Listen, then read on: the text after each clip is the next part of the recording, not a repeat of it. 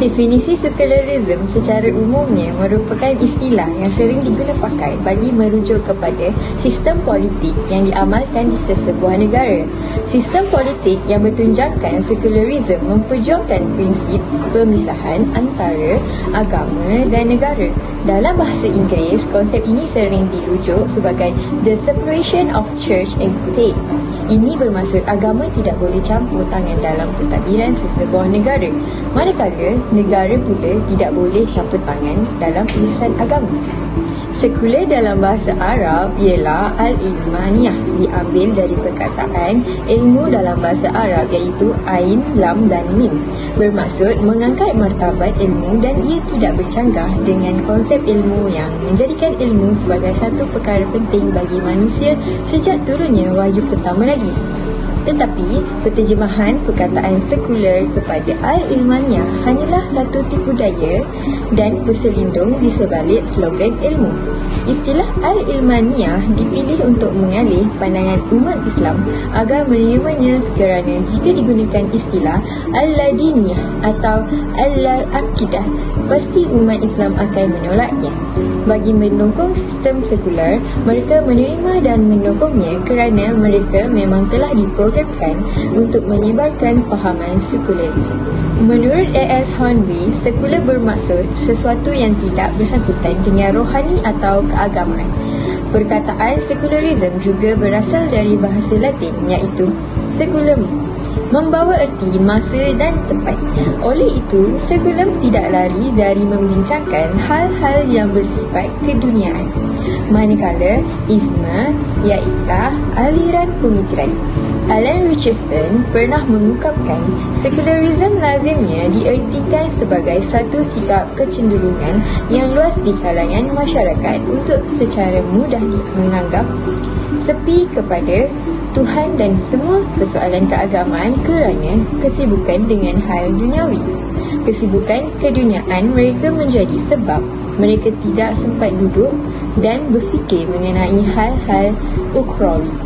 Profesor Said Muhammad Nakib Al-Attas mendefinisikan sekularisme sebagai suatu fahaman yang membentuk suatu corak kehidupan di mana berlakunya pembebasan insan daripada agama dan fahaman-fahaman yang tetap yang menguasai hakikat semesta. Di dalam kamus Dewan, sekularisme bermaksud fahaman, doktrin dan pendirian yang menolak atau memisahkan agama atau ciri-ciri keagamaan daripada urusan-urusan yang tidak bersangkutan dengan agama. Terdapat beberapa konsep di dalam sekularisme. Yang pertama, suatu fahaman yang merujuk kepada penafian terhadap hal-hal kerohanian. Yang kedua, penolakan terhadap kewibawaan unsur-unsur kerohanian. Yang ketiga, penafian tentang adanya hidup yang tetap iaitu akhirat. Yang keempat, pemisahan di antara agama dan nilai kerohanian dengan pemerintahan dan kehidupan keduniaan. Yang kelima, kekuasaan sebagai kebebasan mutlak untuk merencana dan menyusun dasar hidup manusia, seterusnya melaksanakannya sendiri tanpa apa-apa pergantungan dan hubung kait dengan Tuhan. Dapatlah disimpulkan sekularisme ini merupakan sesuatu fahaman yang memisahkan antara urusan keagamaan dengan urusan keduniaan seperti politik, pentadbiran, ekonomi, pendidikan dan sebagainya.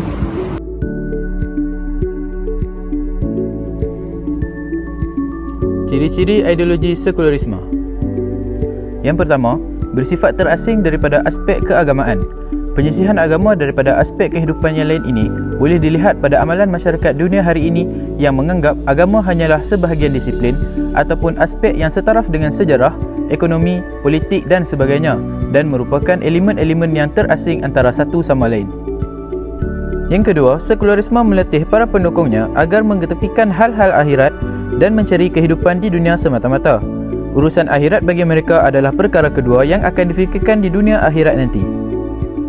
Yang ketiga, sekularisme juga memperjuangkan ciri-ciri yang bersifat kebebasan, kebahagiaan dan kebebasan yang tiada bersempadan. Teori Machiavelli merupakan dasar yang dipegang oleh ideologi ini, iaitu end justify the means, yang bermaksud matlamat menghalalkan cara. Yang keempat, sekularisme juga menampilkan cirinya yang tidak tetap dan tidak mutlak. Perundangan dan pemerintahan secara sekular tidak mempunyai teras yang tetap dan mutlak, malah sentiasa berubah-ubah mengikut kepentingan semasa tanpa ada sebarang garis panduan. Impak dan kesan terhadap manusia secara am. Yang pertama, melahirkan individu yang selalu mempersoalkan sistem-sistem Islam yang mana bertentangan dengan fahaman Barat. Yang kedua, melahirkan sebuah golongan yang memusuhi agama dan menolak hukum wakam dalam dirinya. Yang ketiga, timbulnya satu golongan yang cuba untuk mentafsirkan Al-Quran mengikut pemikiran mereka sendiri dan mengikut peredaran zaman. Okey, yang keempat, seseorang yang mendapat pendidikan sekular cenderung kepada pemikiran saintifik dan logik. Mereka ini sangat mementingkan nasib dan kedudukan dunia berbanding dengan isu-isu yang berkaitan dengan alam akhirat. Yang kelima, melahirkan golongan yang mengalami keruntuhan akhlak seperti terlibat dalam penagihan dadah, arak, lesbian, gay, transgender dan lain-lain. Yang keenam, aliran politik Barat tertanam di dalam jiwa golongan manusia di negara-negara Islam seperti fahaman kapitalisme, sosialisme dan nasionalisme. Yang ketujuh, lahirnya golongan yang menjalankan perniagaan bermatlamatkan kekayaan dan keuntungan semata-mata tanpa memikirkan halal dan haram. Amalan riba digunakan dalam urusan kewangan secara berleluasa walaupun dilarang keras dalam Islam. Terusnya, melahirkan golongan yang hanya belajar subjek keduniaan semata-mata tanpa mempelajari subjek keagamaan atau nilai-nilai agama di sekolah ataupun di universiti. Seterusnya, golongan yang tanpa segan silu mempertikaikan keadilan perundangan Islam dan mempersendakan golongan yang mengamalkannya. Dan yang terakhir, melahirkan golongan yang menentang usaha untuk memartabatkan kedudukan mahkamah syariah di Malaysia. Impak dan kesan terhadap Malaysia secara khusus. Yang pertama, dalam sektor pekerjaan, sekularisme melahirkan masyarakat dan pekerja yang tidak mempunyai kredibiliti, tidak amanah, terlibat dengan rasuah dan tidak bersungguh melakukan pekerjaan tersebut. Persepsi ini lahir dari pendidikan sekular yang melahirkan masyarakat yang bijak pandai menguasai sains teknologi melalui pendidikan umum tetapi gagal membentuk kepribadian individu dan penguasaan ilmu agama. Yang kedua, melahirkan masyarakat yang hanya memikirkan dan memandang soal agama hanyalah semata-mata soal ritual sahaja. Seperti contoh dalam majlis agama seperti ceramah, sambutan Maulidur Rasul dan sebagainya, kita dapati imej dan syiar Islam begitu dijaga. Namun pada waktu yang sama, di luar daripada aktiviti sebegitu, Islam tidak lagi diikuti, malah aurat kembali dibuka sebaik sahaja majlis atau kelas agama tamat. Yang ketiga pula, melahirkan masyarakat yang mengikuti budaya Barat dan mempunyai keruntuhan moral dan akhlak seperti mengamalkan gaya hidup bebas dan menyimpang jauh daripada agama Islam seperti pergaulan bebas sesama jantina, meminum arak, LGBT dan lain-lain. Yang keempat, melahirkan masyarakat yang memikirkan ketiadaan relevan antaranya dengan agama sehingga mencemuh, menghina dan mengabaikan hukum Islam dan Al-Quran. Seterusnya pula, yang kelima, melahirkan pemimpin yang mengamalkan pemerintahan politik mengikut sistem Barat. Pengasingan antara hal agama dan hal politik juga dilakukan oleh pemimpin yang cuba menentang Islam secara halus. Kuasa politik dikawal secara zalim dan menindas rakyat. Yang keenam, melahirkan pemimpin yang kaya raya atas hasil perniagaan yang tidak halal. Juga lahirnya sistem ekonomi Barat, iaitu sistem ekonomi kapitalis dan sosialis yang hanya mementingkan kekayaan semata-mata tanpa memikirkan kebajikan rakyat. Pelaburan serta perniagaan dalam arak dan judi masih wujud dan dibenarkan oleh pemimpin negara. Dalam sistem perbankan pula, riba masih wujud dan dianggap perkara biasa. Yang ketujuh, melahirkan sistem pendidikan yang hanya mengajarkan subjek keduniaan sahaja tanpa memasukkan ajaran agama Islam dan nilai-nilai Islam terhadap pelajar. Lebih menyedihkan apabila sekolah atau universiti sendiri menjadi pusat untuk menerapkan pendidikan sekular terhadap para pelajar.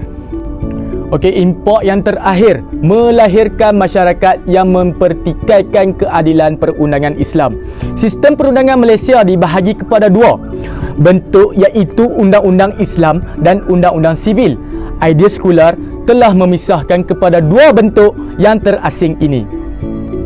Lebih menyedihkan apabila sistem mahkamah dan kehakiman negara tidak telus dan menjalankan amanah dan hanya bermotifkan nafsu semata-mata dan mengabaikan hukum Islam.